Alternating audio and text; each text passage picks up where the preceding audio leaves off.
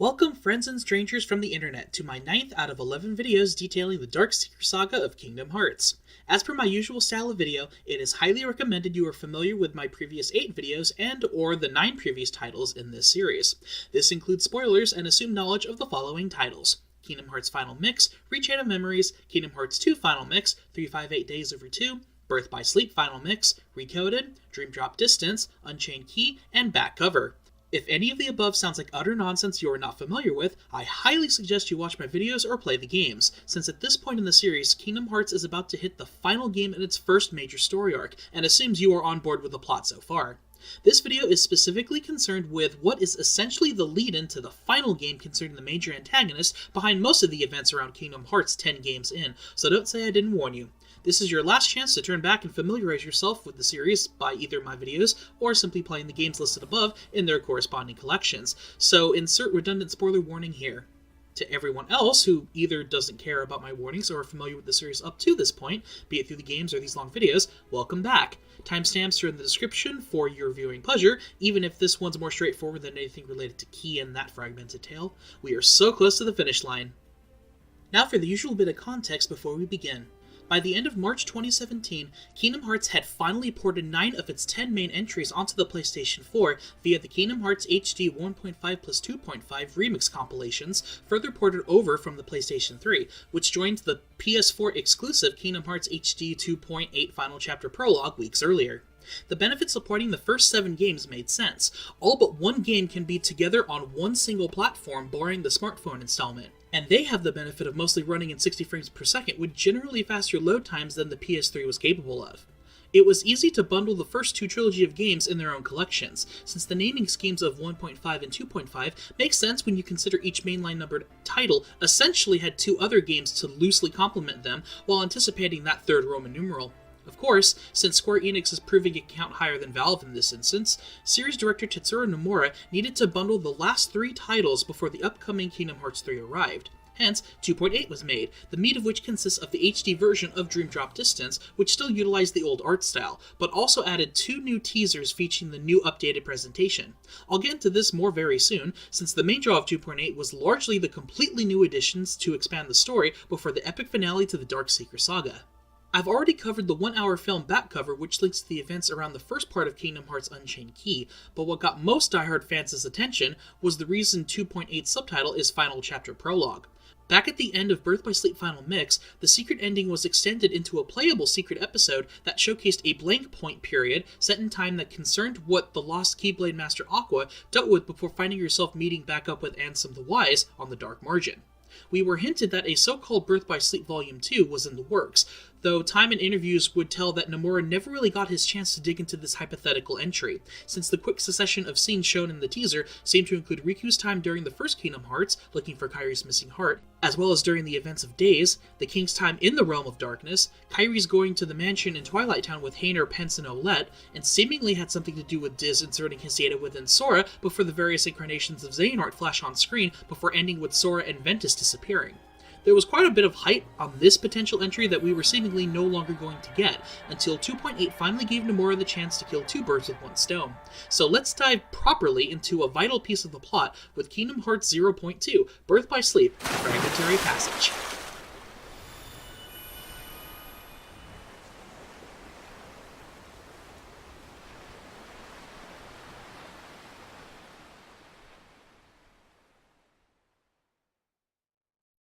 Skipping the introduction that will be repeated once you begin the game anyway, and was shown during my introduction here, we are presented with a glimpse at Aqua's entirely new character model alongside the usual options in terms of difficulty with beginner, standard, and proud modes. The usual advice applies here.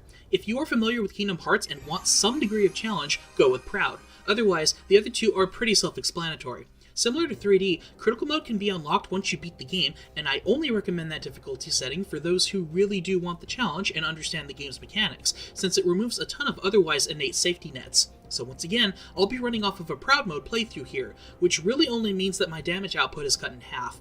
The game will also present all the controls point blank during its initial major loading screen, even though it'll go through multi-tutorializing throughout the title given its brief runtime anyway. Once you get rolling on a new game, 0.2 begins sort of where back cover left us off with. In the Badlands, countless Keyblades are shown, presumably in the aftermath of the Keyblade War the foretellers attempted to prevent. Pulling back a bit as Kingdom Hearts appears to part the skies above with what may be all the accumulated Lux and Hearts from the conflict, flying towards the massive blue light, we see the familiar black coat of apprentice Luxu besides the mysterious Key Super, or X Super. Super Key? Whatever it's eventually called, Luxu stands in what would be known in the present as the Badlands, where Sora would and has faced the Lingering Will. It is also known as the Keyblade Graveyard, the fated place where the destinies of Terra, Ventus, and Aqua were forever changed thanks to Master Xehanort's ambitions. We are then shown the black box given to Luxu by the Master of Masters, watching the aftermath of events from afar. The camera then focuses in on the gazing eye in Xehanort's future no-name Keyblade, the Master no doubt using this viewpoint to record the events in the past as a vicarious third party, who then used this knowledge to transcribe the future in the Book of Prophecies. This scene is largely why I place Unchained Key and back cover as the 8th and 9th games, while considering 0.2 the 10th entry, since you would have absolutely no context of who that is, and gleaning some details of what's happening here otherwise. Jumping forward to present events at the Mysterious Tower, we pick back up immediately from the secret ending of 3D, after Riku's return with KHIII in order to train her as a proper Keyblade wielder. To combat the inevitable confrontation with Master Xehanort and his 13 Seekers of Darkness, Yen-Sid informs Riku and KHIII that they are left little choice but to protect the 7 pure lights by assembling the 7 Guardians of Light. KHIII is in the unique position of possibly fitting both roles if the lights remain the Princesses of Heart, and is told alongside Riku about their plan to bring back the Wayfinder and Sea Salt Trio, alongside Naminé, who were ultimately lost from the Realm of Light within the last 11 years, particularly focusing on the protagonists of Birth by Sleep. Recapping how Aqua placed Ventus in the realm between for protection, while his heart remained sleeping and was then trapped in the realm of darkness while trying to save Terra, the ex-Keyblade Master then gestures towards the king to allow him to take over the story from this point forward. Beginning by saying he saw Aqua in the realm of darkness, this is the framing device of 0.2. Mickey is recounting a particular encounter with Aqua to Riku and KHIII, which is where we finally begin the heart of this shorter title. We are then presented with another great-looking CGI opening, this time with the new Simple and Clean / Hikari Ray of Hope mix, to shake things up instead of hearing the normal version for the 5th time now. Not complaining here, the remix is pretty great as a hype-inducing blast of nostalgia and dance mix, plus the opening's filled with the usual symbolism and recap of events depicting Birth by Sleep. This is because 0.2 is in the interesting position of being both an epilogue to the prequel Birth by Sleep as well as the prologue to the sequel Kingdom Hearts 3, tying past and present together in both narrative and gameplay. This time we focus on Aqua, who emerged as the quote main character of the ensemble in Birth by Sleep in terms of remaining the only playable protagonist that retained her heart, body, and soul. She's the only character that's in any shape of being playable here, simply lost in the Kingdom Hearts equivalent of Hell in exchange for attempting to keep her friends Terra and Ventus safe. If the secret episode of Birth by Sleep Final Mix can be seen as 0.1 to the main game 0, then a Fragmentary passage can be seen as 0.2 if you prefer. Trying to do the math on how this series' naming conventions make sense can make people's heads hurt, but at least when you add that up to 2.8, we can finally get 3, right? We continue right where we last saw Aqua in the Realm of Darkness, this time labeled the Dark World just to make people like me who prefer continuity in concrete terms slightly annoyed. A nitpick to be sure, but I guess I couldn't come up with a different term to describe it beyond the Realm of Darkness either. Anyways, it is very clear this time around that the lost Keyblade Master has found herself running across the Castle of Dreams once again, this time in glorious HD, one of the 3 Disney worlds that she ran across in her journey with corresponding Princesses of Light that Master Xehanort has been searching for, and in turn informed Maleficent of. At this point, the short game begins, so I'll take this opportunity to run across a few of the changes in presentation and gameplay to then focus on story stuffs, so let's do this. Something fascinating to think about is how the Kingdom Hearts series essentially skipped an entire gaming generation in terms of technology regarding raw power, in particular the 7th generation of consoles, where an original PlayStation 3 title never materialized. While it debuted on the 6th on the PlayStation 2 and had a Game Boy Advance game that was later remade on the PS2 in Rechain of Memories, the entire 7th generation going into the 8th were dominated by handheld, PC, and smartphone entries in the series, with the common misconception of the majority being less important side games that didn't matter to the plot. Because of this, the series has stuck with its art style for 7 games now, getting a ton of mileage out of them by the time the HD Remix collections came out. Putting them all on the PS4 has the benefit of them running at a full 60 frames per second, which does feel fantastic for such an action-heavy and reflex-based series, but with 2.8 finally showcasing the switch over to Unreal Engine 4 and cutting it back down to around 30 frames per second, many longtime fans were eager and a bit skeptical after all of the background news on the art style shift. To put it simply, a lot of the hardcore fanbase periodically have had debates on how Kingdom Hearts 3 looked since its official announcement at E3 2013. Since then, we've gotten the usual conceptual trailers, Japanese voiced in-progress gameplay trailers, and continuous changes in things like the HUD, model details, and lighting overhauls as the game systems got implemented. As usual, this brings with it the typical "why does it look so bad" and "I hope it improves" with "I like the old style better" comments, and to a degree they were onto something. Fans typically don't complain about something in their fandom out of pure hatred. Most level-headed fans of something voice their opinions, be they good or bad, because they actually care about the property.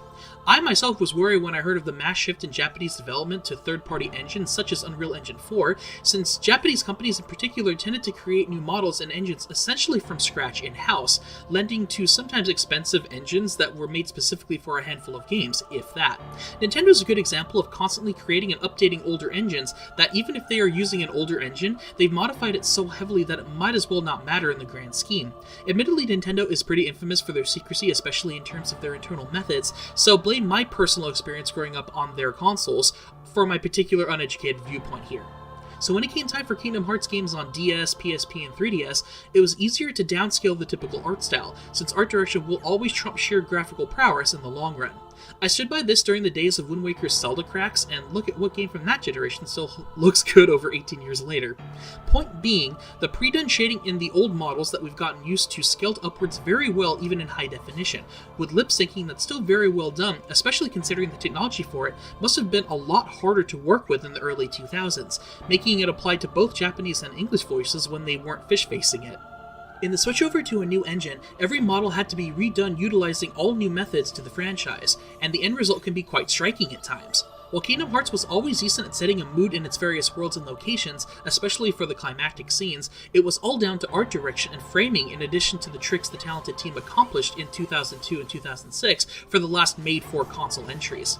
This time around, we've got a ton of things going on in the new style, and the one thing Squeenix was always great at is particle and elemental effects.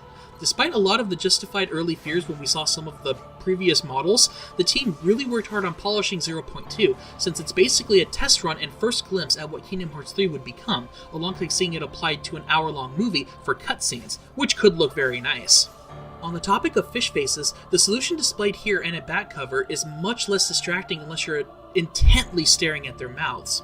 Instead of a distracting 2D mesh seen more clearly in HD, it seems they actually somewhat loosely articulate based on recorded speech. The important scenes where characters are focused front and center tend to all be properly lip-synced, but now even the minor scenes aren't completely jarring on a high-definition screen. Aqua herself is very nicely detailed, and part of the fun moving forward is seeing every character getting their new models. Riku and Kairi's updates look very good. Yensid and Mickey are also as expected given Disney's increased involvement with the series here, with the animation remaining pretty smooth. Overall, I approve of the update since it all generally looks like a natural evolution of the art style, with nice textures and details with an HD coat of paint, if a little plasticky at times depending on the lighting. Kingdom Hearts 3 will be the real test in this department, but it's a good first impression. But the biggest improvements have definitely come from the levels and the lighting. At a distance under the right conditions, a lot of the worlds displayed here are reaching Kingdom Hearts 1 levels of CGI, which is great to see considering Kingdom Hearts 3 is focusing on a lot of CGI-based films thanks to the jump to powerful hardware.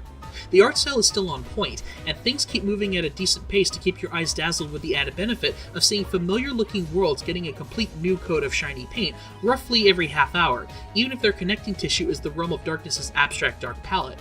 And that's part of the trick 0.2 and to an extent back cover are employing here. Because Kingdom Hearts has been based around PS2 era models for 15 years with the dive into 2D sprite work on the Game Boy Advance and the fairy tale art style and key, they skipped a true HD advancement that wasn't just sprucing up the old models, which admittedly still look really good. By skipping over the PS3, the jump to PS4 levels of power makes the leap that much more striking than it was during the initial HD wave. While it's true Nintendo waited even longer, their art direction helped a ton bypassing much of the growing pains when HD development became commonplace, and Squeenix has had quite the laundry list of HD development woes the past decade that Kingdom Hearts 3 seems to have largely avoided in comparison to other big projects, barring a year of development time that they lost when switching engines when ordered by the higher-ups of the company. They still had some in the beginning for sure, since the game had been in official in-development status for over 5 years now, but Nomura has been fairly confident in the latter half of development, and given the constant improvements we've seen since 2013, I'm excited that we're finally getting it. While the graphics are the most obvious change, the more subtle attributes are still on point, with a bunch of nice animations in and out of combat. While fighting stays fast and flashy as expected of the series, the music here is largely another mix of recycled pieces, though the Dark World theme remains a personal favorite that was only heard in Birth by Sleep Final Mix prior. The original pieces here are appreciated during certain cutscenes and set pieces, and the music does adjust itself during Aqua's travels with each new location. The boss themes used here are pretty top-notch, and overall the music remains the high standard Yoko Shimomura and others have set for themselves and the series. Aqua's idle animations are appreciated given how much more animated she is and other characters are, including the new and old Heartless she faces going further in. As per the lore, all the Heartless seen here are purebloods, since she is on their home turf where time flows differently compared to the Realm of Light, and the new Heartless remain distinct in both shape and attacks, which is a good time as any to shift to the gameplay adjustments here. 0.2 is in the unique position of being a bridge between two different games separated by 8 years, while at the same time injecting a bunch of the advancements in the last two 3D games since Birth by Sleep, as well as previewing how Kingdom Hearts 3 will operate. So the deck command system from the last 3 games, most of these gameplay details obviously exclude much of KHIII's existence since it uses a different system entirely, is dropped in favor of the more familiar command window the 2-number Kingdom Hearts games utilized. 0.2 tutorializes most of the controls and gameplay features in this first segment, taking place in the remains of Cinderella's world after it was engulfed by darkness, informing the attentive and early time frame of when exactly this takes place in the timeline. Most of the basics are present here, albeit in a stripped-down command window with the expected attack, magic, and item actions, including a large 8-slotted shortcut menu which is very much appreciated, since you can have a good selection of magic and items with simplified button presses this time, which is a plus. Being on the shorter side, around 2 to 3 hours depending on how much exploration is done and which difficulty you select, many of the options are pared down for Aqua this time around, but it's a good mix of lingering Birth by Sleep options, as well as the more enhanced traditional experience Kingdom Hearts 3 is shaping up to be. For starters, as a nice touch, Aqua begins the game at level 50, a rare example of not resetting the playable character's levels at 1, since I imagine only the dedicated reach beyond that level in Birth by Sleep. Abilities aren't present in 0.2, at least not in the sense that you can change them. Aqua innately comes with a few staples such as Once More, Second Chance, and Leaf Bracer, as well as Combo Master with the full array of combo pluses alongside a few recovery moves. This nicely gives the impression and continues the sense that you are indeed stepping back into the armored shoes of a Keyblade Master who's had to fight her way through hell, immediately familiar to those playing this as the epilogue of Birth by Sleep.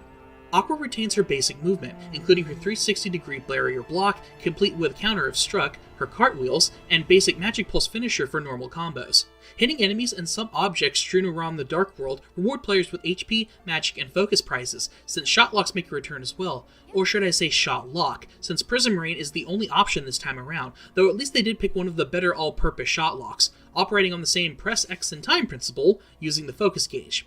0.2 also made it a much more viable option in the middle of a hectic fight, since time slows down during the selection process, allowing Aqua to get at as many targets as possible, while lessening the risk of being attacked during the selection phase, which is a nice accessibility improvement over its first implementation. While she doesn't have access to the majority of her moves via deck commands thanks to their exclusion, Aqua does retain the 4 basic schools of magic: Fire, Blizzard, Thunder, and Cure, all on their 3rd-tier GA suffixes. Considering Aqua's forte was magic, it's no surprise they jacked their effectiveness up to 10 and beyond in this game. Alongside being quick and chainable in the middle of any combos like Sora's Wisdom Form in Kingdom Hearts 2, they're also flashy as heck.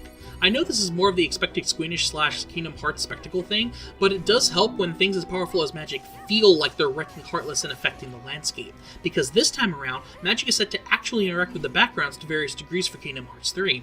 Beyond the expected effects of Elements Burn, Freeze, Paralyze, Heartless thing here, Aqua can also use Blizzaga for movement purposes.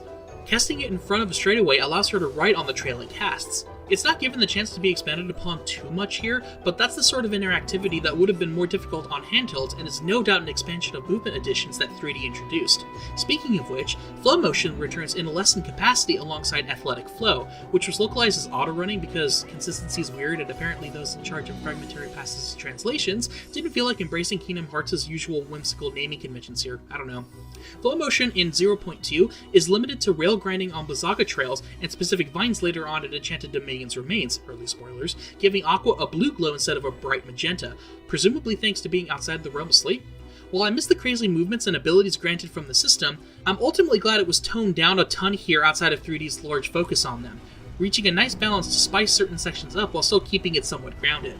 Adding to the return of air slide and double fight abilities, the former not triggering flow motion off objects this time around, the aforementioned athletic flow is triggered from specific glittering sections of the game. These are automatic movement actions to give more flourish during otherwise mundane actions like crossing pillars and using objects like lampposts to vary up the uneven terrain. These are set to be expanded upon further in Kingdom Hearts 3, so their inclusion here is more of a test run of new ideas and part of ironing out a best-of selection of various gameplay options from the previous titles for the highly anticipated 11th entry. Otherwise, most of the combat's the amalgamation of Kingdom Hearts 2 and Birth by Sleep.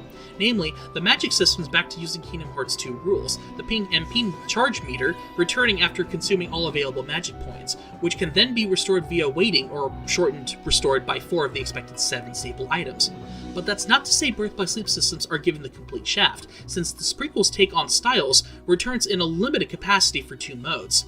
The first are battle situation commands, which are essentially reconfigured reaction commands mixed with command styles. While the normal commands do the usual examine, save, and open actions in the field, the battle variety are triggered by dealing damage like style commands required for finishers and shifting styles. Here they're largely focused around what magic Aqua uses, giving her the 4th tier Jaw spells, which do major damage on the level of Mickey's powerful Stops the spell during the climax of 3D. Again, localizers, consistency please. It was weird enough when you changed the names of the drops from Kingdom Hearts 1 going into 2, but I digress. Unlike reaction commands which require a specific situational trigger, situation commands are slotted above the command window to be triggered during their slightly extended window of opportunity. They appear after dealing certain amounts of damage, progress signified here by 3 arrows instead of a clear meter. Each is given a time limit before they vanish, and can be refreshed if you continue triggering its conditions, such as Thundaja resetting if you continue damaging Heartless with Thundaga spells. This is also how Aqua can initiate her default Spellweaver style change, slightly adjusted with an ice-based finisher if enough damage is further dealt before the style ends. So staggering and triggering situation commands is a nice touch, instead of Birth by Sleep's method of milking a style while not triggering its finisher as long as you could. Outside of combat, save points can be used to teleport between various sections of the game as you progress, segmenting each of the main sections for replayability. Due to the short length of 0.2, objectives were added to make the most out of the final chapter prologue. The 51 objectives are the usual do various things checklist that you either love or hate, largely depending on how much you value replayability, suffer 100% completion tendencies like me, and or your viewpoint on trophy/achievement hunting. As you may have noticed in my gameplay, you can slightly adjust Aqua's look with accessories given by the wardrobe feature. These are rewarded by completing objectives, so those who appreciate tinkering with the character's aesthetic can make Aqua the prettiest queen on the outside we knew she always was on the inside. You can also alter the coloring of specific pieces of her outfit, as I went with my favoritism towards blues and purples matching our blue-haired Keyblade Master. It was a nice touch for the 2-year wait for Kingdom Hearts 3 that we had to endure if you got to 0.2 on release, beyond the fact I'm biased since Aqua is one of my top 5 characters in the series, no doubt. And with all of that out of the way, most of the basics of 0.2 have been covered. I'll address what I left behind as I usually do through the middle story sections, including specific set pieces, mainline objectives, and boss battles. While it was important to bridge the gameplay styles the series had been developing in the handheld titles after Kingdom Hearts 2, it's nice to see the 4 games worth of advancements being selectively implemented into 0.2, being prepared for potential systems in Kingdom Hearts 3. My ideal hope is that Kingdom Hearts 3 will retain the amazing movement and combat options of Kingdom Hearts 2, while expanding upon everything here, such as situation commands, an actual party, all the summons and limit options a la 2, a mixture of command styles and drive forms, the expanded movement from 3D with the customization options from the handheld games in general, and please make basic combos valid again with some great aerial combat. If 0.2 is any indication, we are hopefully getting a best of Kingdom Hearts combat systems in 3. It's exciting talking about my hype weeks before the release of this video, which itself was probably published a week before Kingdom Hearts 3 itself. Kind of fun catching up to real life, isn't it? Anyways, let's get to the meat of why a lot of you are watching these videos in the first place, the story. So let's return to Aqua's Fragmentary passage in the Realm of Darkness.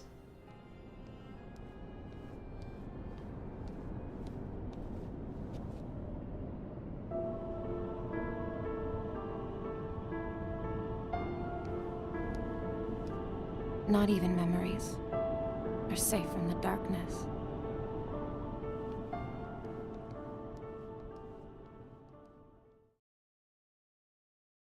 The game gives control to the player on the main road to the Castle of Dreams, the typical dark and glowing rock formations giving way to grassier landscapes led by periodic lampposts.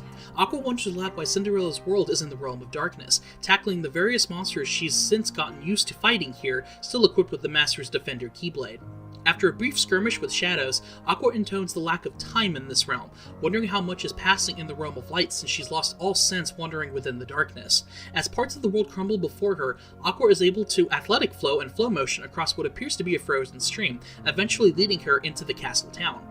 Beginning to feel a stirring in her heart after being alone for so long once she approaches the outskirts, Aqua recalls the happier memories she had during the events of Birth by Sleep, recapping her time during the Disney Worlds alongside the calmer moments she shared with Terra and Ventus. Believing she took her life for granted, Aqua quietly thinks about all the people who also thought that they were safe here in the Castle of Dreams, determined to move forward and not dwell in the past when she knows something has gone wrong. Moving through the main street through the deserted town and bypassing the abandoned buildings, Aqua approaches the main stretch before the castle itself, when the ground begins to crumble beneath her as the clock strikes midnight. Retreating back towards the town, she looks over the giant ravine and notices the time is now at 5 o'clock instead of midnight. Curious how time could have moved forward in a realm devoid of it, Aqua connects the dots as she spots a gear behind her. Striking it, a portion of the road restores itself as the clock rewinds back to the old-fashioned Roman numeral 4.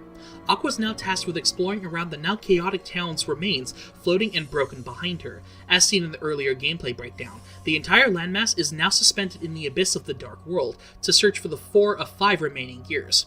Each gear struck with a finisher unlocks a memory of Birth by Sleep in reverse, as well as unlocking a gameplay mechanic. The town encourages exploration, hiding crates and chests among its many dead ends and uplifted landmarks.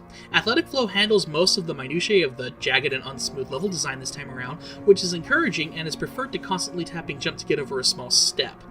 Aqua will periodically think to herself hints on the next gear if a player seems to wander away from one, preventing anyone from remaining truly lost with minimal handholding. Once all 5 gears are gathered, time rewinding back as Aqua remembers the night before she and her friend's destinies changed forever, she makes her way back towards the castle. Before she can go beyond the castle gates, a massive swarm of Heartless appears, one of 5 new species debuting in 0.2, named Demon Tower. Fun fact, this amalgamation of shadows was first seen in the announcement trailer for Kingdom Hearts 3 at E3 2013, so it was kind of a nice surprise seeing it utilized as a boss fight here, since technical limitations no doubt limited the possibility of facing this thing before now. Visually impressive, the Demon Tower really only has 2 forms of attack, being the first boss encounter. While the constant writhing of countless shadows may be intimidating the first time around, the tower is harmless until you see the yellow eyes of the Heartless glow red, meaning it's about to dive after Aqua, so a combination of dodging or barrier blocking is recommended, countering once it's done attacking. While magic is at your disposal, it doesn't take too many hits until Aqua needs healing, but clever manipulation of magic to optimize attacks and Kiraga heals isn't hard to do. Add to that her shot lock, which can target the tower up to 28 times, and this fight is more of an impressive let's see what you've learned first boss skill check. Once it retreats back into the darkness, Aqua finally arrives at the castle steps, looking back up at the clock tower and stars, wishing she really could turn back time.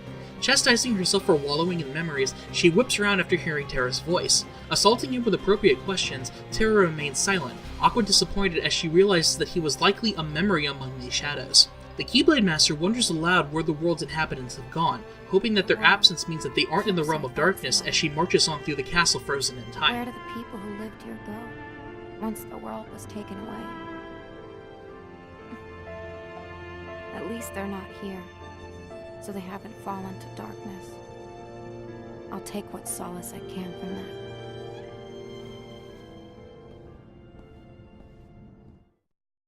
Afterwards, Aqua finds herself in what remains of Dwarf Woodlands thanks to the change in landscape. Thinking Ben is sleeping in a glass coffin like how she found Snow White in, Aqua realizes yet again that these are her memories trying to tell her something. Thinking back on how she promised to wake him from the Chamber of Waking once she finds her way back to the Realm of Light, Aqua turns around to see the magic mirror without the spirit. Touching the glass, her reflection abruptly pulls her inside the world within, where 3 other mirrors circle her and fly off. When trying to escape through the one she arrived from, Aqua finds her reflection missing and giving her a new objective. The dimension houses 8 mirrors radiating from a central plaza adorned with zodiac symbols, eventually housing a mirror in its center. This means more for a New Game Plus playthrough, as returning after finding the 12 Zodiac relics unlocks a secret boss rush for completionists. These are found by teleporting around the Dark World's various areas for chests that spawn in later after you beat the game, as those 51 objectives certainly will keep a diligent player busy should they feel the urge to do it all. Since it is an optional boss rush that's going to be covered anyway, I'll skip over it and just focus on the main questline. A few of these mirror rooms house mysteries to be solved, such as extinguishing candles to summon Heartless, or opening the correct treasure chest if you spot the real one before entering, or as simple combat chambers. Once completed, the mirror shatters behind Aqua, so process of elimination will get anyone through these, as you can leave the optional puzzle rooms at any time if you can't figure them out on the first attempt. 3 of these magic mirrors are the key to escaping the world within, one of them being an endless chamber of columns reflected above and below. The trick here is to focus on the reflections, as trying to leave will simply reset Aqua in the middle of the room, a pessimistic voice taunting her while she figures out the mirror's secret. After finding her way through chambers, warping her above and below the reflections in a neat visual showcase, Aqua eventually runs across the real mirror, her reflection walking out to combat her after more jabs at her heart, being as hollow as the demon's. Determined to prove her inner self wrong, the player faces off against the Phantom Aqua in a Dark Link-style fight. It can teleport around to strike the real Aqua, occasionally casting ice-based spells, cloning itself, and even triggering the Spellweaver Situation command. Beating it 3 times will return Aqua's reflection to her, the fights becoming more intense as you discover them. Another of the 2 mirrors that lead to a Phantom Aqua rematch consists of a seemingly endless stone staircase that hides the true exit near the entrance to reward attentive players. The final correct mirror leads to the remains of the dwarf's mines, using various magical mirrors inside to move terrain around to progress towards the exit. These long stretches help illustrate the speed boost Aqua receives when running for a bit, a nice compromise of incorporating the faster speeds that debuted in 3D without being unruly in smaller areas for platforming or maneuvering for chests or goodies.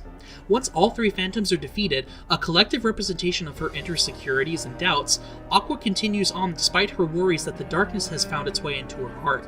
While the illusions of her friends had nothing to say, her shadow became her own worst enemy, addressing how she has talked to herself frequently while trapped in the realm of darkness.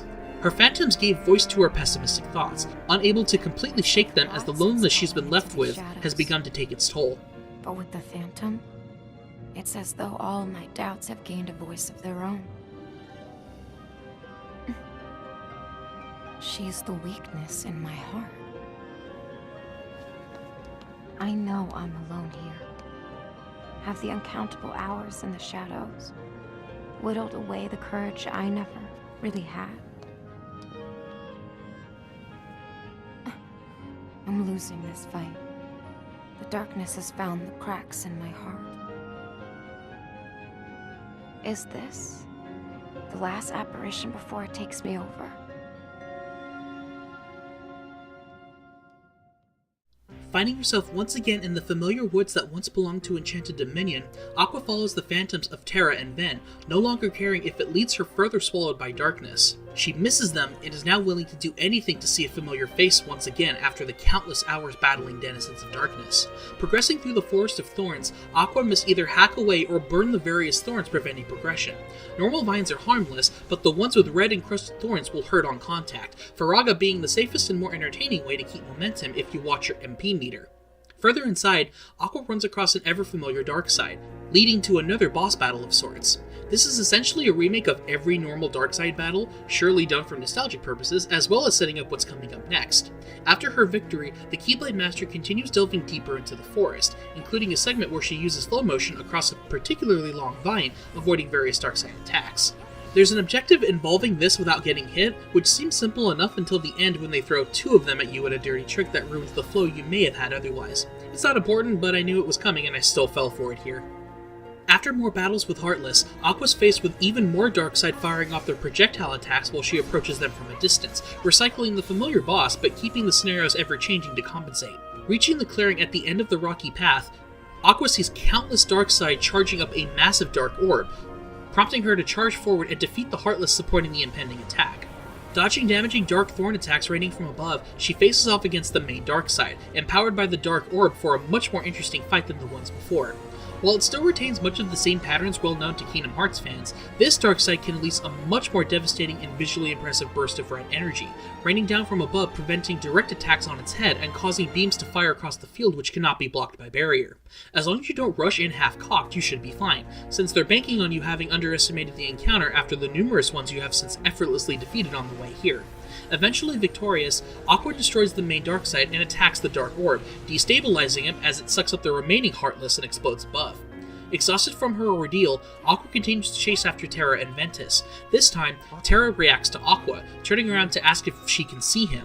Confirming he can't see her, Ven beside him, or anything else in the darkness, Aqua explains that they're in the remains of Enchanted Dominion, describing it as consumed by the darkness. When Terra asks if the worlds fell, Aqua then becomes suspicious, asking him to prove that he is the real Terra and not another trick of the darkness playing with her heart.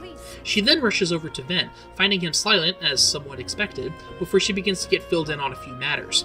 Since she is addressing him as Terra, he tells Aqua that while he is the real Terra, her heart is depicting him as she remembers her friend. Saying that he is really lost in shadow, Aqua asks if he is also trapped in the realm of darkness, which Terra denies, saying that it's likely due to his heart's ties to the darkness, is likely how they are communicating right now despite each of them being in a different realm. Saying that he and Ven are illusions her heart is projecting for her, Terra explains that when looking deep inside his own heart, he was able to hear Aqua's voice in the darkness, which led him here to her now. Asking her to forget about him, Terra warns Aqua that Xehanort is trying to locate Ven. Confident that he won't be successful, Aqua guesses that if Ven is unable to speak to her here, then he must still be sleeping in the place where she left him. During this, Terra loses control of his heart, his hair turning white as Terra Xehanort asks if this place is the Chamber of Waking. Noticing this change after confirming his suspicions, Aqua watches as the real Terra begins restraining Terranort, saying that the two of them are now one.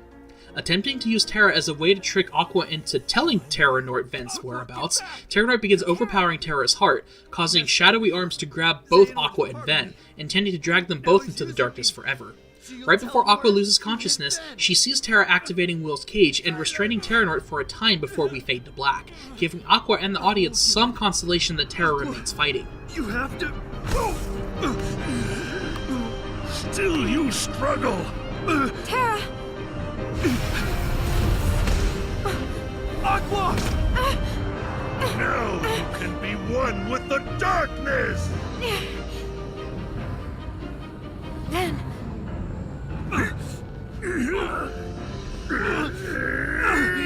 That is enough! Terra...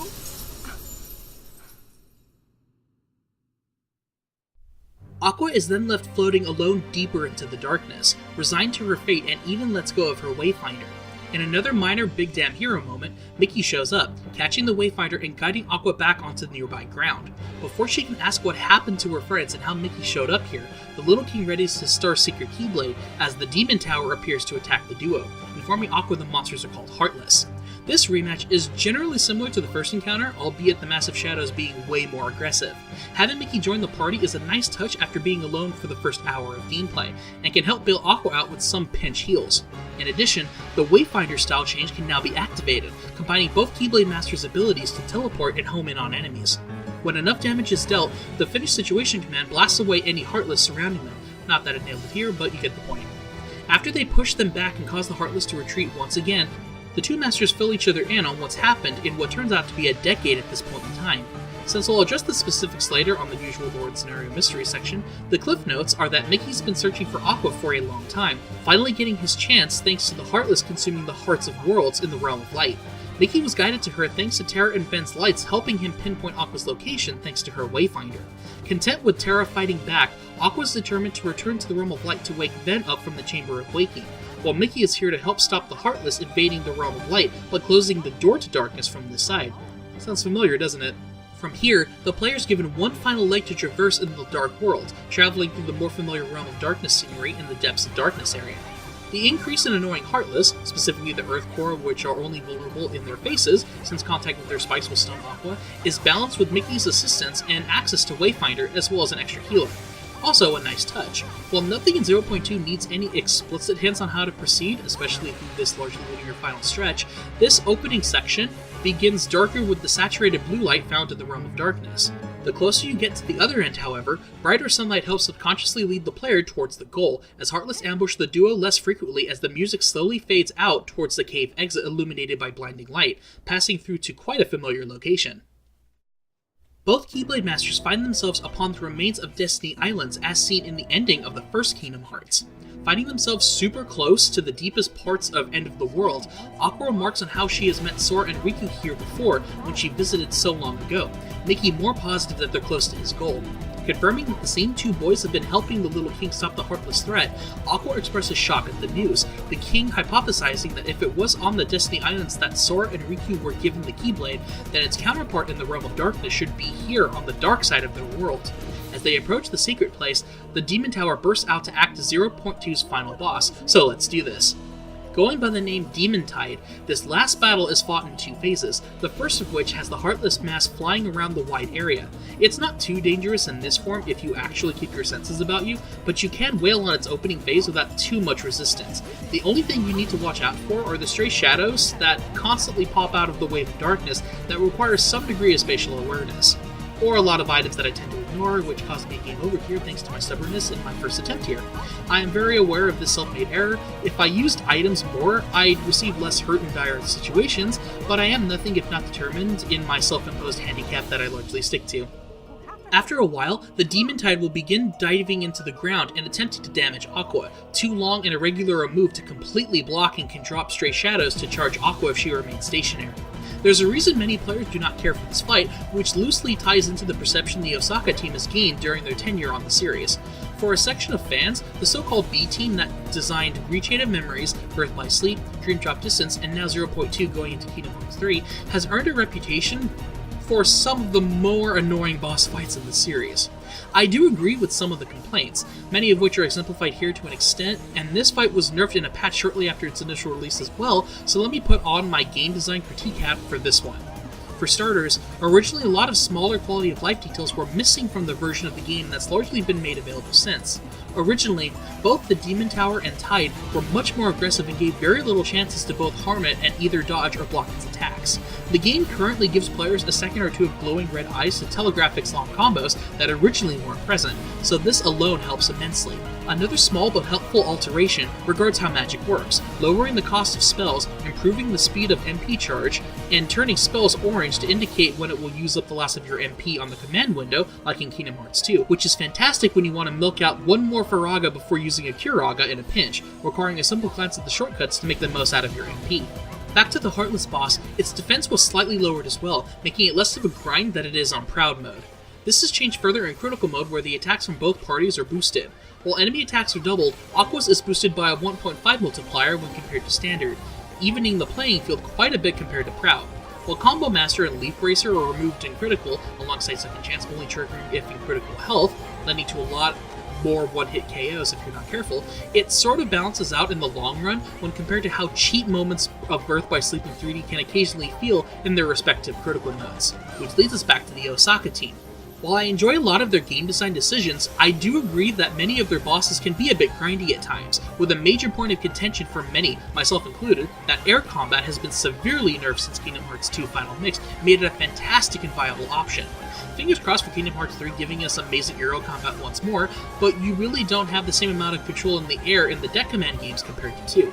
At least Aqua's barrier can trigger mid-air and can even be used to stay in the air after being flung upwards or using double fight to avoid attacks, which is helpful in this fight's second phase, but I'm getting ahead of myself.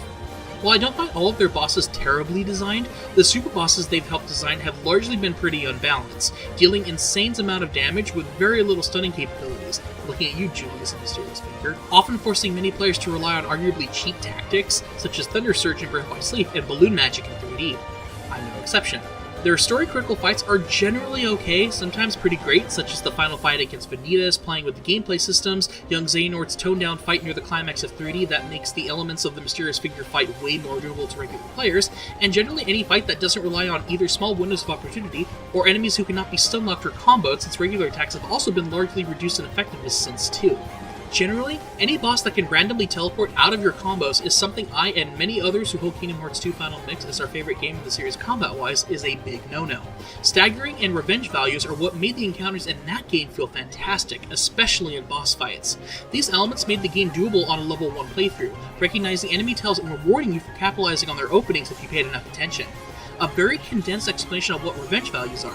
This is the colloquial term for specific thresholds that activate once you deal a certain amount of damage to enemies which vary by the type of attack, essentially allowing the player to dish out a certain degree of damage while giving the AI a chance to break out of its stagger state and retaliate if the player pushes their luck. This system is why Kingdom Hearts 2 Final Mix works so well, and the absence of that particular balance between player and game in the title since then have been felt by those of us who really enjoy playing on higher difficulties or level 1 runs. The bright spot in this tangent is that the Osaka team has also worked on the HD Remix collections, allowing them to see firsthand the strengths and weaknesses of every mainline game. Theoretically, one would hope that they would bring back the combo-based combat of Kingdom Hearts 1 and 2, while adapting the best of the other game's systems for a potential dethroning of Kingdom Hearts 2's combat crown. While I'll go on record saying my favorite games are the final mixed versions of Kingdom Hearts 2, followed by Breath of Sleep as of January 2019, I do have high hopes, thanks to 0.2, that the team has really taken a lot of this experience to heart to change my mind when Kingdom Hearts 3, pun totally intended. Coming back full circle to this final fight, the Demon Tide's main body the targeting system focuses on is a core leading the wave. Continuing physical attacks alongside the mouse will eventually have Mickey hop atop Demon Tide, signaling Aqua to initiate the Wayfinder style change. Doing so will trigger a reaction command of sorts, signaling Mickey to separate the core from the trailing Heartless, while Aqua summons Chains of Light, a nice reference to her fallen master, and traps the core for easy hits that can be abused to easily build its finisher. This attack will deal major damage and will likely be the trigger for the second phase of the battle, and where the complaints really start flying from many a player. Darkening the arena as the Heartless dive into the center of the area, they emerge as a visually impressive glowing red core, the numerous monsters swirling up as a tornado, occasionally firing off shadows with glowing red. They can also fling shadow-covered orbs of energy like a dark side to home in on Aqua, which can then pop out for another chance to harm an unaware player. This eventually culminates in the Demon Tide homing in and surrounding Aqua in the Eye of the Storm in an attempt to launch her into the air, leaving her open to the dark orbs. The attack tracks Aqua, which makes it difficult to avoid damage, where you can attempt to cartwheel around, though the move no longer possesses the insane iframes the fully leveled ability had in Birth by Sleep, which is another point of contention against the Osaka team's view on game design, but I'll leave that alone here. My best advice is that if you are flung high into the air, you can repeatedly trigger the barrier to keep Aqua pausing above the tornado and avoiding the shadow orbs, potentially waiting out most of the move until the main core emerges once again. This second phase is essentially avoiding damage, waiting until the final wave turns yellow, then going full ham on the boss, eventually defeating the mob and leaving them open to the finale of 0.2. So let's dive back into the moment where the past connects to the present. I bet it's in here.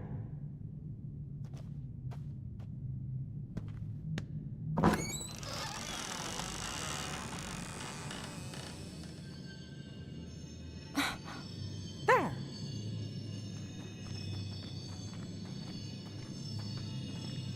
Is that what you're after?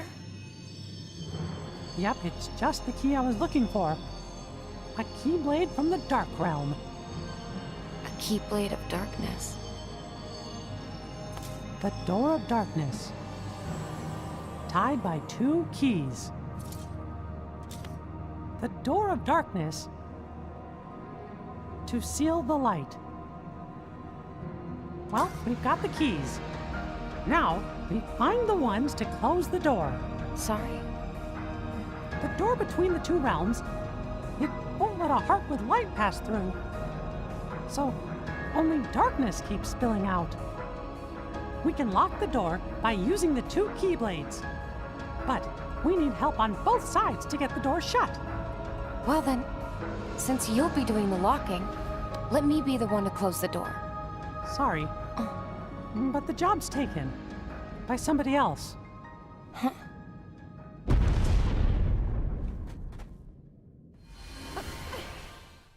During the finale, Mickey takes the opportunity to plug in a few potential plot holes regarding the first Kingdom Hearts. In this case, a lot of the background plot points are given some explanations for those who like continuity and are neck deep into the lore.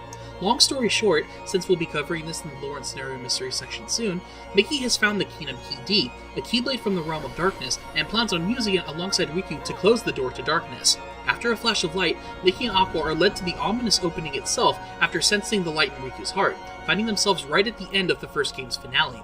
The mouse takes the opportunity to help clarify, even if a little bit, on how this is a door to a different Kingdom Hearts than the one Aqua witnessed. This goes back to the lore stuffs, but I'd also like to give a shout out to the animation team for retaining Mickey's round ears when he turns around in this scene here. I know it's a super small detail, but that's something they really hadn't done before thanks to the nature of 3D models outside of the silhouette opening of 3D, and I love that it was included here like it was at the ending of the first game. A definite plus on the small detail many won't even catch unless you're a particular type of Disney fan. With Riku showing up and rushing to help close the door to darkness, Mickey and Aqua spot the demon's tide erupt in an attempt to attack the 15-year-old, who just regained his body after Sora's defeat of Ansem, Seeker of Darkness, aka Xehanort's Heartless. While Aqua destabilizes the Heartless with the Chains of Light, she doesn't have the strength after the previous battle to keep it down, resulting in the Horde breaking out and sweeping up both Keyblade Masters. While Mickey's thrown down, losing his shirt in the process, the monsters take her back through the door to the remains of Destiny Islands, shunning it as it disappears. Left alone, Mickey follows suit with his role, defeating multiple Darkseid appearing to exit through the door to darkness, and showing up for his cameo at the end of Kingdom Hearts, putting a nice bow on connecting the timeline. Back to Aqua, she decides to take what she's learned to heart. With Terra and Mickey letting her know what's at stake, she vows to become a wayfinder for anyone else who wanders into the realm of darkness. Resolving to continue fighting the darkness for as long as it takes until she's able to escape from the realm, Aqua faces off against the shadows while the ending of the first game commences. In the aftermath, Aqua lies exhausted on a restored Destiny Islands, the ocean returning as the stars come back into the sky, signifying the return of the reformed worlds. As the islands begin to transfer back into the realm of light, Aqua is left in the darkness, confident with the ancient phrase, "May our hearts be our guiding key." Walking a bit, she finds herself on another familiar beach, catching up to the true ending of Birth by Sleep, ready to approach a hooded Ansem the Wise, officially wrapping up her final chapter as we return to finish the remainder of the prologue. Just me again.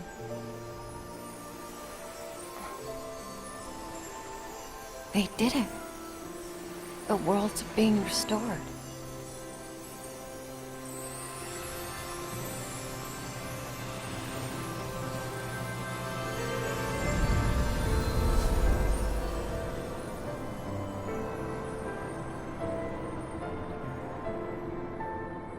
May our hearts be our guiding key.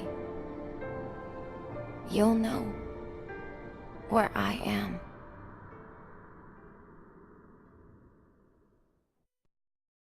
And with that, we enter what I suppose can be considered the non-secret secret ending of 0.2.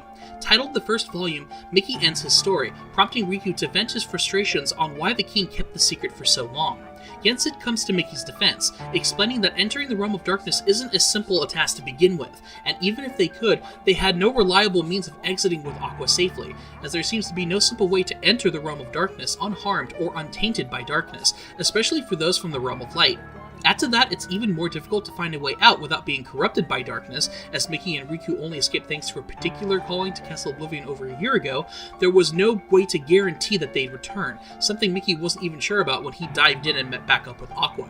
Riku repeats his question, to which the sorcerer explains that he specifically forbade Mickey from telling both Riku and Sora about Aqua's self-sacrifice. He knew both boys would have gone on a quote, reckless attempt at rescue, Riku conceding the point, especially in regards to Sora. But this time is different. Mickey's confident, since now that Riku is a Keyblade Master after his eventful Mark of Mastery, they can now both search for Aqua with a much higher chance of success. KHIII chimes in on her friend's new positive attitude, noting that he's now more like Sora than the old, brooding, lone wolf teen that captured so many of found girls' hearts during his emo phase in the mid-2000s. Riku decides to accept this as flattery, mentioning how he's definitely following in Sora's footsteps of following his heart more instead of constantly trying to be the responsible one, lately as he demonstrated during their Mark of Mastery. KHIII then steps forward and asks how she can help, Yensid deciding that she can undergo proper training with Merlin and the three good fairies with some of the same hyperbolic time chamber shenanigans that were used to speed up Lee's training in 3D not too long ago. Confused, Mickey explains to her that Lee is the somebody of Axel, to which KHIII appropriately reacts with shock as the man who was her kidnapper, a few weeks ago, is now a good guy. Trusting them after hearing of the ex-organization members' heroics to save Sora during their hijacked Mark of Mastery, KHIII hesitantly agrees after Riku vouches for Lee. Yensid gives Mickey and Riku new vestments, as he puts it, to help shield the two masters from the darkness on their journey. Makes you wonder if they figured out what makes those black coats tick, and now can incorporate them to flashier clothing. I don't know how well the three good fairies know how effective that fashion statement is. With their new outfits successfully teased for Kingdom Hearts 3, the trio leave the mysterious tower, cutting to Donald and Goofy a while later greeting Sora after his little secret encounter with new friends. Surprised to see everybody gone, Sora gets filled in on their new objective, rounding out this prologue to the next game. Okay, stop talking. You were gone a long time. What were you doing? Secret. I'm back! Yeah. Huh? What? Just us? The others all had important work to do, so I sent them on their way. That's great. They could have said goodbye. It's your fault you missed him. It is not. I just like to say goodbye to all my friends. Then do it faster. I'm here now, right? We have matters to discuss. What?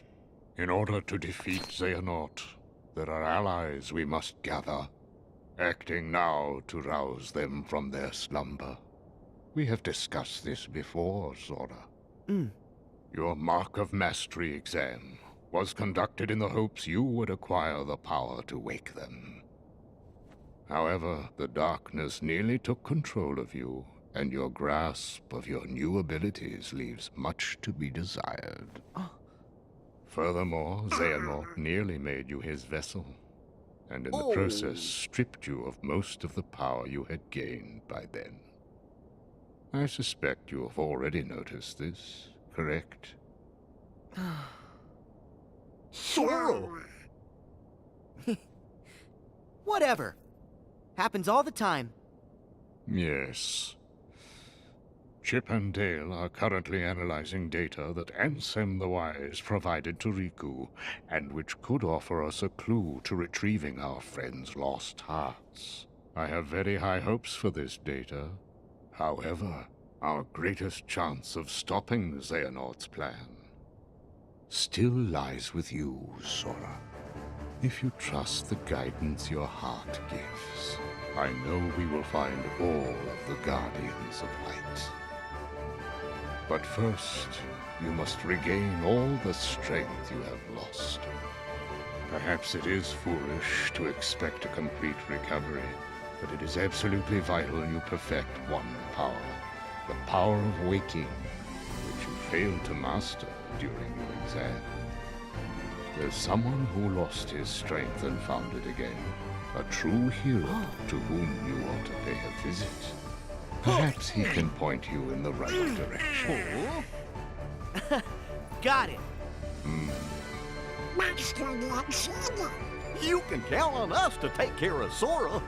I would have it no other way. I put Sora in your hands. Donald! Goofy! You can't become a master without us. Huh? I never would have thought you'd fail that exam, Sora. Hey! Face it, you're just a hot pint. But the three of us together make a whole pint. Pint and a half. And don't forget, we'll keep an eye on you. Oh, this is gonna be lots of fun. It's not a vacation. Let's go! Count on us!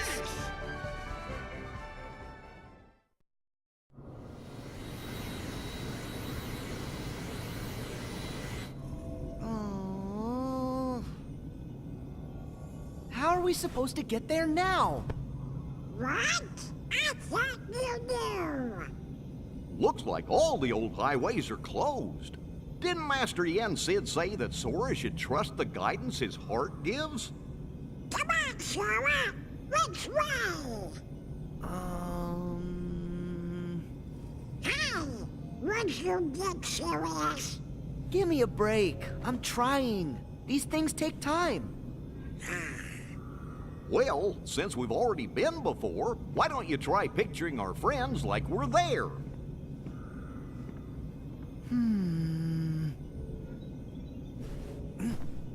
Well, Sorry, I got nothing. What did you expect? May your heart be your guiding key. Huh? What's that?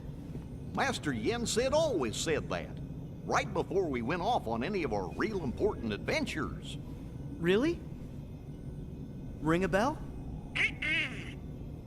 Maybe I just imagined it. May my heart be my guiding key.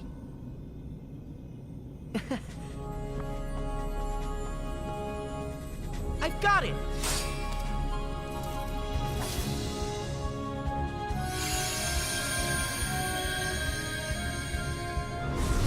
Into the gate! All right! Olympus Coliseum, here we come!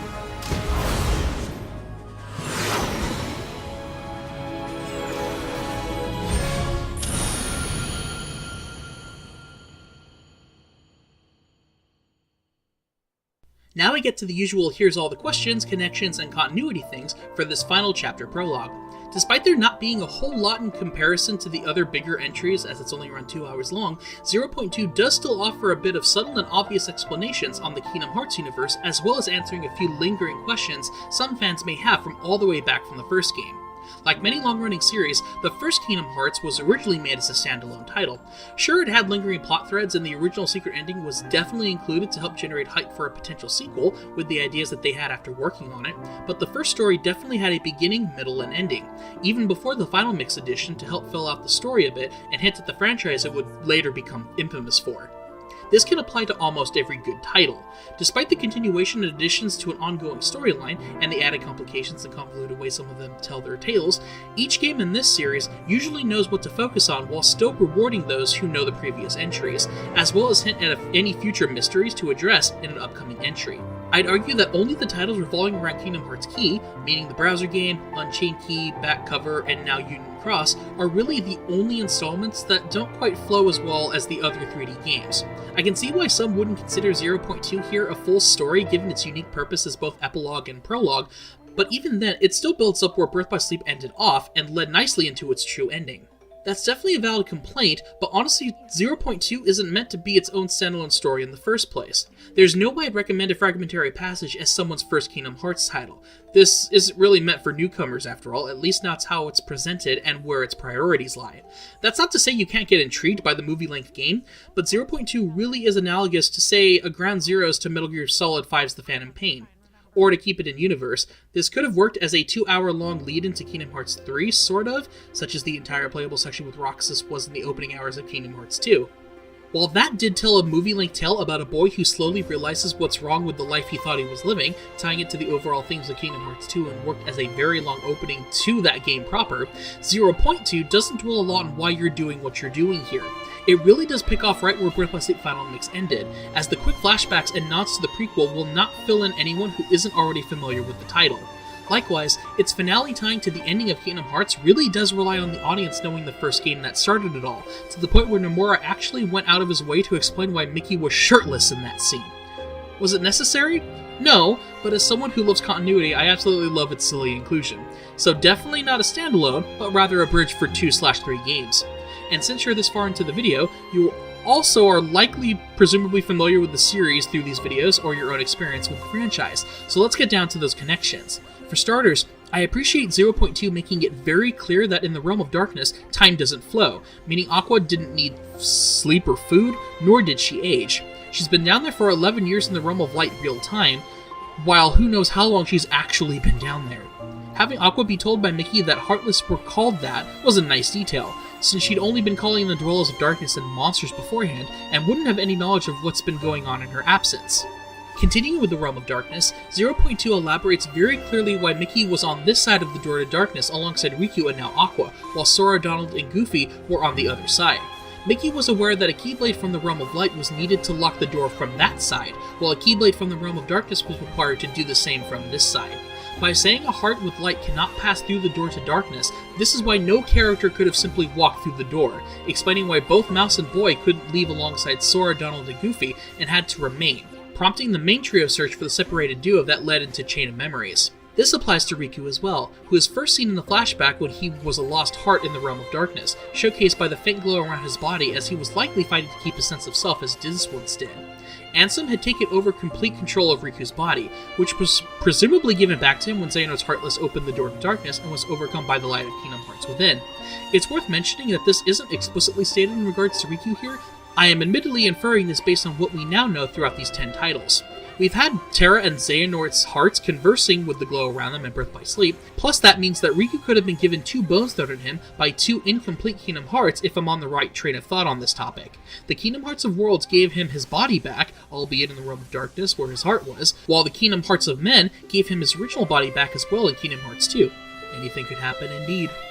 This makes me wonder if it was during the whiteout flash in 0.2 When we see Riku in the Realm of Darkness, Mickey decided to use his power to reach out to Riku and help direct him towards the door to darkness. Because once the whiteout fades, Aqua and Mickey find themselves right there for the finale, even seeing Riku show up a minute after they arrive.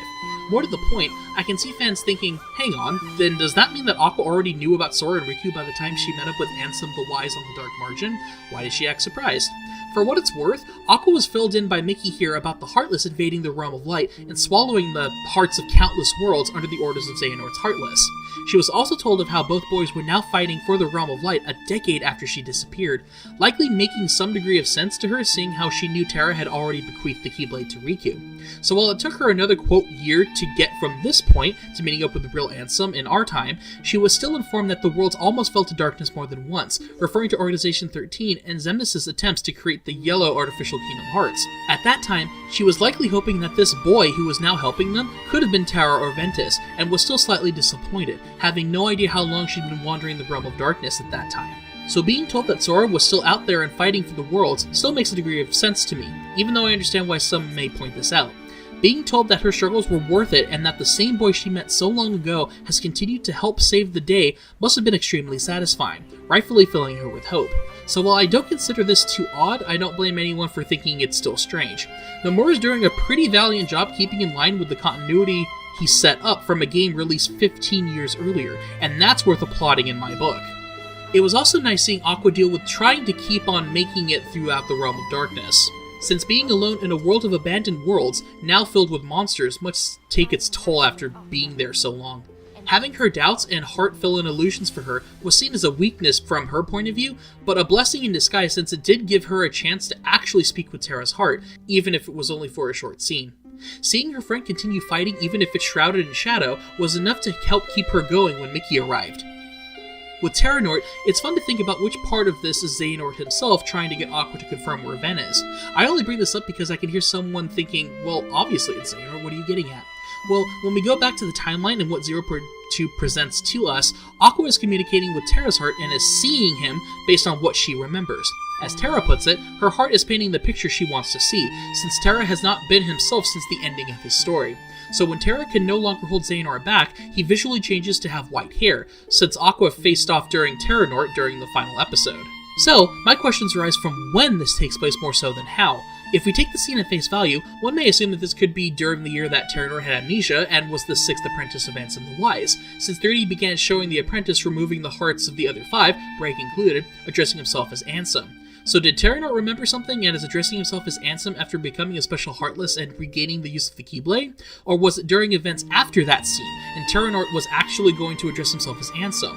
So was Terra speaking from within Xehanort's heart and or Heartless, because Terra's physical body, that made up Terranort to begin with, became Xemnas after that? The leader of all nobodies is actually Terra's physical form, which isn't a problem here, but it's more on where Terra's consciousness actually lies. Was that what was happening when Xemnas was communicating with Aqua's Keyblade armor prior to Rechain of Memories? The questions are stacking up. That's where the fun discussions come from, since there is apparently an aspect that's canon here that was not depicted in 0.2 itself, which is where the warning flags start flying in. While I enjoy supplementary material, Square Enix has a habit of really diving headfirst into it without including everything of a story in the game itself. We'll get into this topic more in future reviews, I'm sure, but for now I do have a brief scene to describe that's something, I guess it's technically canon, but it isn't super vital in the grand scheme of things. I don't know, I'm just trying to make sure everyone's caught up to speed on the plot here. Anyways, this bit of backstory was presented at a Japanese concert in the summer of 2016, with the Japanese voice actors of both Terra and Namine on stage. While they originally were depicting earlier scenes set to music, eventually there was a scenario involving Lingering Will and Namine set before the events of 0.2, which I assume was before Terra's scene with Aqua around the midway point. Namine found Lingering Will by following Sora's various connections to his heart as the key that connects everything. She essentially introduces herself as a witch who can manipulate memories, reminding Lingering Will that it is linked to two sets of memories, Terra and Master Xehanort.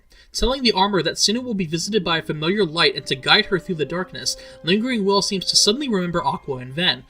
Wondering what it can do in this state, Naminé encourages Terra's mind that while it is one of those who have been lost in the current time, everyone is fighting in their own way. This implies that Lingering will remain strong thanks to Naminé's encouragement, especially after fighting to keep itself from being swallowed by darkness entirely. So the scene's cute, but definitely not super important, and is okay if someone had no idea that this conversation even occurred. It's more important to note that Nomura essentially wanted to make a one-time scene in a specific concert canon, and he's an absolute madman for it. Now we move on to the ending of 0.2, featuring Sora specifically. While the entire ending is basically the setup for Kingdom Hearts 3, we do have most of the protagonists being given their directives that we will then catch up with once the 11th installment begins. Only a small bit of information made my mind wander, since this is how my brain works. Since the trio need to find their way back to a true hero to help Sora regain his strength and master the power of waking, Donald and Goofy encourage Sora to open back a highway to Olympus, something that was evidently resealed since the ending of Kingdom Hearts 2. In that game, Sora opened up gates presented by the worlds to connect each other for the one chosen by the Keyblade. In the prequel installment, specifically Birth by Sleep and the events around Kingdom Hearts Key, Keyblade wielders were utilizing the lanes between, signified as a light version of the Corridors of Darkness in practice. When Sora let his heart be his guiding key, he appeared to have summoned the lanes again. So does this mean that Sora is at a level of a Keyblade master like Terra without officially possessing the title and can now open up the lanes due to the strength of his heart and unlocking some new powers? Are the gates tied to the lanes between? And were they still opened up after summoning Sora, Riku, and later KHIII to make them travel between Disney Islands and the Mysterious Tower? This is why you're here, folks. Hearing me question the most minute and unimportant details of the deepest lore that is Kingdom Hearts. And with that, we now have reached the ending of Kingdom Hearts 0.2, Birth by Sleep, a fragmentary passage. While a confusing mess as a standalone story for the uninitiated, it serves as a bridge between the epilogue to Birth by Sleep Final Mix and as a prequel lead-in to Kingdom Hearts 3 for returning fans. It continues the Reconnect Kingdom Hearts theme that has been going on since Recoded began connecting the past to the present after Birth by Sleep's secret ending started the ball rolling. It completely relies on newcomers understanding multiple games worth of events, but as a fan of this crazy series, I wouldn't have it any other way. Reaching this point in the story so far, we have now caught up to every title in the HD Remix collections across 1.5, 2.5, and now 2.8. Knowing these 9 titles alone should be satisfactory enough to understand Kingdom Hearts 3 if Nomura did his job correctly. While the story fills in quite a bit of information, the gameplay's transitory stage between Birth by Sleep's combat systems, alongside the best of that Kingdom Hearts 3 is shaping up to be, was promising while it lasted. A view how seamless the gameplay can be transitioning from cutscenes in certain fights is encouraging, especially if the Osaka team has ironed out the best bits of what worked in the series so far, hopefully able to knock Kingdom Hearts 3 out of the park, especially amidst 3 years of intensive hype building since the amazing Kingdom Hearts 2. 0.2 is definitely a for the fans 10th installment that I definitely recommend as the proper lead into Kingdom Hearts 3, since every installment with a CGI opening is low-key a must-play game. Semi-joking aside, with these 9 titles across 2 discs on PS4 now, there is no excuse but impatience or lack of motivation if anyone wants to get caught up and have a better shot at understanding Kingdom Hearts 3. I've done my best to summarize in detail as much of these games as possible, since the infamous sequel releases a week after this video's publishing date, so what does that mean for this series? As of the time of recording this in December 2018, I have a 10th video after this that will cover the remaining events of Kingdom Hearts Key. The video before this dealt with the first season of the mobile game, Unchained Key, and its corresponding behind-the-scenes movie, Back Cover. That was enough to hopefully get you guys to understand the basics of what was going on during the Age of Fairy Tales, since a surface-level understanding was necessary to cover what was happening to the opening of 0.2 here, and the other setup for Kingdom Hearts 3 regarding the black box. While many will immediately jump from 0.2 here to Kingdom Hearts 3, I will cover what remains of the second season of the smartphone game, rebranded Union Cross shortly after 2.8 was released back in the first half of 2017. While the entire video has not been scripted or recorded yet as of this recording, since Union Cross is an ongoing mobile game, I've been waiting until I have all the new information released in January in regards to Japan's developments on the game, since we've now been getting some actual plot in that title after so long. As a reminder, these events will not be present in the worldwide version of the game before Kingdom Hearts 3 releases at the time of recording this, so I'm still slightly miffed at how that story is being treated by the North American branch. Anyways, I hope you're all excited for Kingdom Hearts 3, or have enjoyed my 20 plus hours of recaps, and I will see you in the next video returning to the past, present, and future of Kingdom Hearts. We are a video away from finally covering the finale of the Dark Seeker Saga, so may your hearts be your guiding key.